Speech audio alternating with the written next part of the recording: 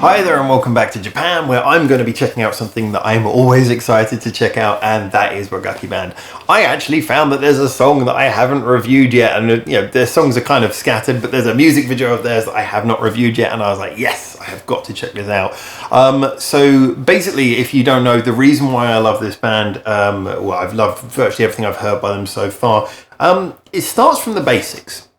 They mix two things that I really love, mixing traditional Japanese music with like more rock and pop and modern, contemporary sounds. Now, I've always said that traditional Japanese music fuses better with modern music sounds, better than virtually any other type of folk music, because it's based on mostly very sharp sounds. The koto, the shamisen, very distinct but very sharp sounds, which means they're nimble. They can fit into faster, more arrangement-heavy music, which a lot of other traditional instruments can't. But interestingly enough, WAGAKKI Band have also taken the shakuhachi, the traditional Japanese flute, and managed to make that really work as well. It cuts through as a sort of occasionally a solo instrument, occasionally a backing instrument. They have wonderful mixing and arranging. Everything sounds balanced in their music. And on top of that, much to my surprise when I first heard them, they've got a singer who, in my mind, she's got one of the most beautiful voices to hear that I've ever heard. I absolutely adore her voice. And the style she's singing, everything just works perfectly for me. On top of that, their videos always seem to be well arranged. And on top of that, they seem to fuse even more genres. We've listened to them sort of mixing in elements of everything from sort of punk to classical to jazz. So this is just a group who I am really enjoying every time I hear them, but we're always honest on this channel. I mean, I don't claim everyone is perfect. I've mentioned some things I haven't liked about some of their songs, and I will try to do the same on this. Now, this song, I didn't even check the title, is called Okinotayu. It's hard for me to read the katakana all the way over there. I'm not particularly close to the screen. I've had so long to fix this problem, so many months, and yet I still haven't done it. But this song is, I believe, from what I can see, is like a ballad or something. All of the imagery related to this is very calm.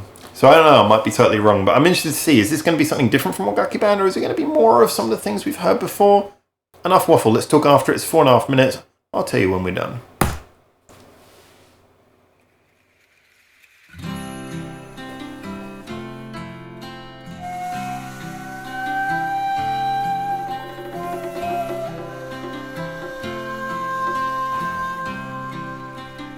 Beautiful.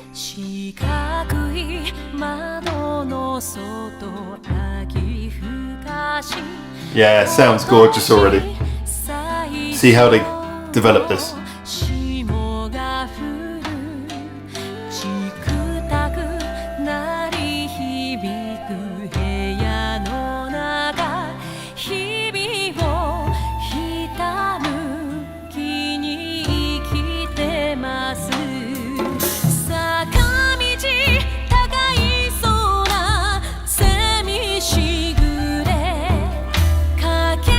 Nice deep but mellow kick in that, really thickens out the sound without sounding too aggressive.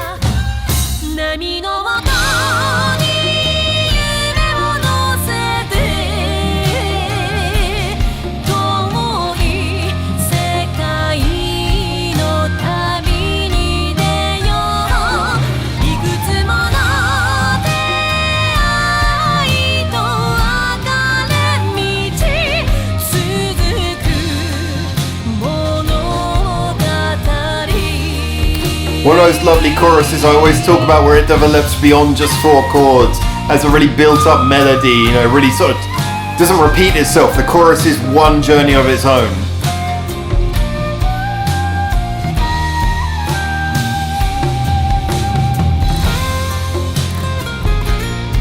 The arrangement's simple, nice addition of that sort of Spanish sound. I believe that's a synthesized acoustic pedal he's got on that.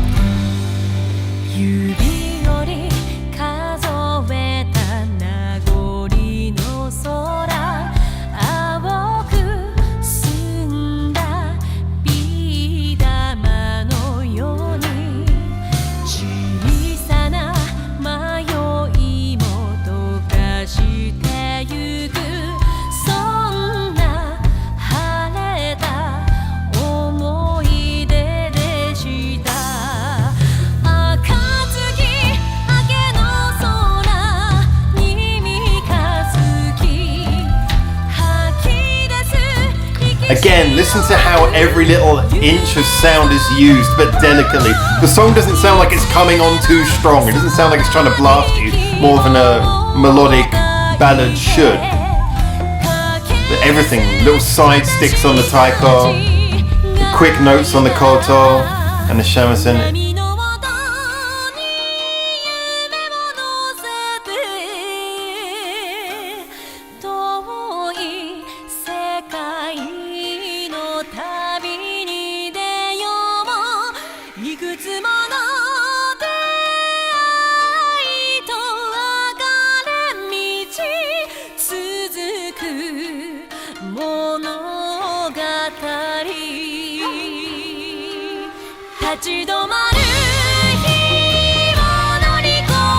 Nice, they gave the chorus lots of room to breathe there.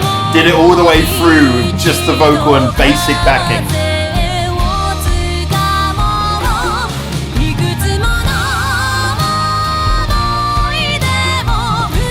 And then one more time with everything.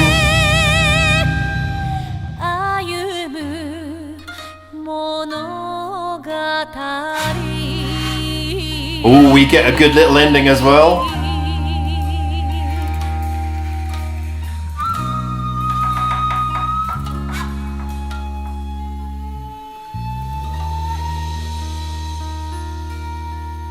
A lesser band would have finished it with just the big crescendo and stop. But these guys, they played it down, let it go. 12 seconds. I'm gonna miss this video.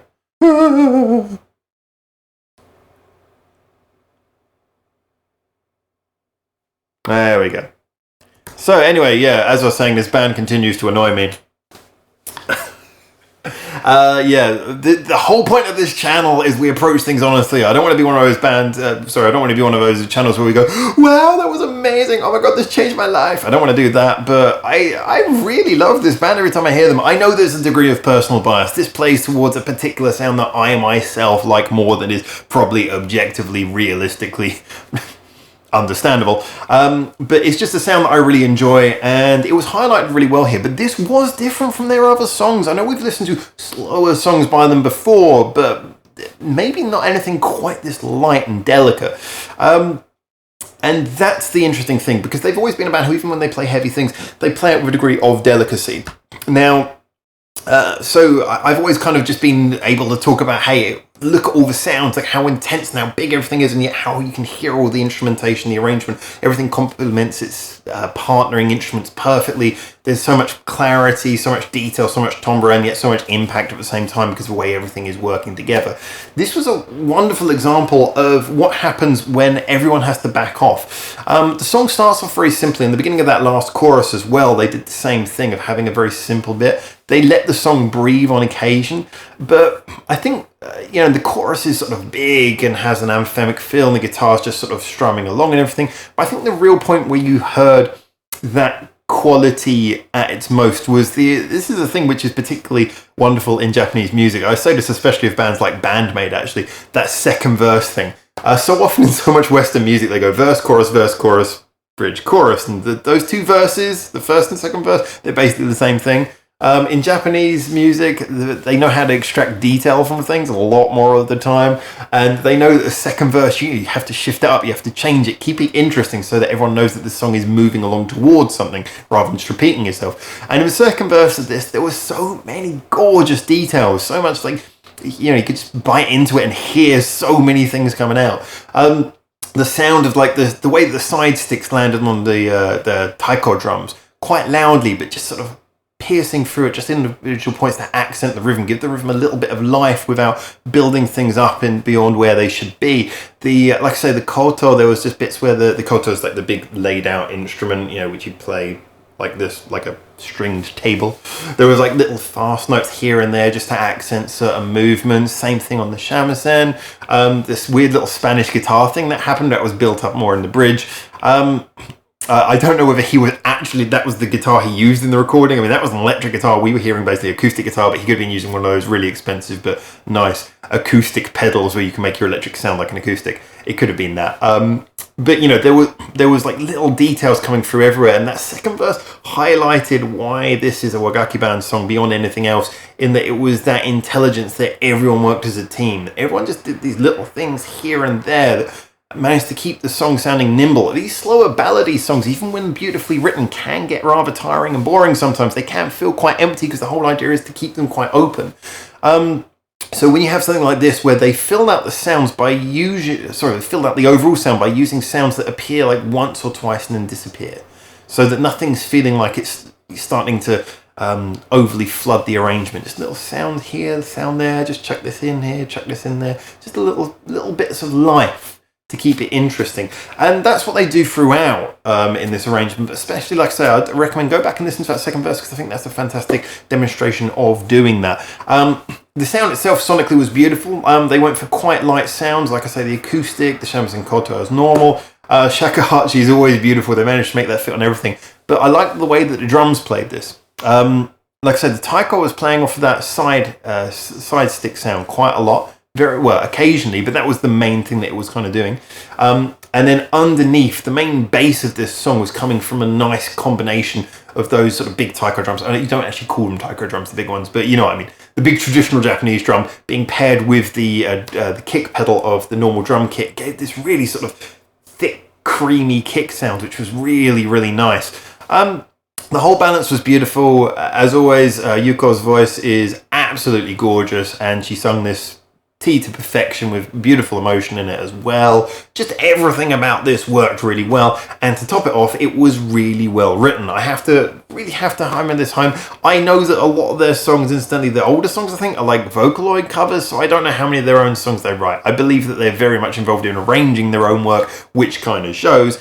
But the whether it be a cover or not, I don't know whether they always do a fantastic job of that arrangement side of things. This particular song, I don't know how it fits into that, but I hope it's one of those, because it highlights a lot of the things that are best about the songs that I know they have written, which is, you know, those fantastic choruses for a start. I mean, here, the chorus plays from start to end with no repetition.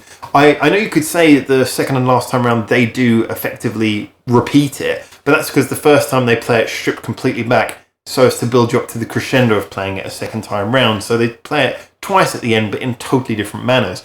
So, just, again, it's so difficult. I want to be here and critique. I cannot, honestly, I'm being honest with you, I cannot think of anything to criticize about this. Beyond pure stylistic things. If you don't like ballads, this will probably be a bit low on energy for you. If you don't like traditional style Japanese singing, you might find the voice a bit weird. But if these things are the case, then you probably shouldn't be listening to this band at all. If we're looking at this from the perspective of what you would expect from a band who are made up like this, focus please, a band who are made up like this, doing a ballad, I cannot see any way you would expect this to be better. It's brilliant. I love it. I love the sounds. I love the arrangement. I love their voices. I love the instruments. I love the way they've played it. I love the way they've written it. I am so annoyed that I can't say anything bad about this. So please, feel free to get in the comments. Tell me what you think. Tell me if you can find something to say is bad about this song. I genuinely can't. And I'm happy in one way and annoyed in another. So, and this, like I say, in the plethora of WAGAKKI band songs that we've covered, I think this would actually sit up there in like a top 3 position with me. I know the 2 that I really love. This would sit up there with them for me. I'm pretty sure this would be a top 3 entry for me. So, absolutely adored it. But anyway, like I say, get in the comments to what you think. I can give an educated opinion, but then again, music is subjective to opinion, and tastes are more important than technical details. If you don't like it, you don't like it. Tell me why. And if you do like it, tell me why. And that'll do for now. Hopefully I'll see you on a video soon. But thank you so much for tuning in. Ciao, ciao. Thanks for watching. Feel free to check out more of our hundreds of videos we got online on this channel right now, or get involved in the discussion with us at the many social media links we've got in the description below, where you can suggest new videos and artists for us to check out on the channel. Or you can just do the usual YouTube stuff and comment, like, subscribe. You know how this works by now.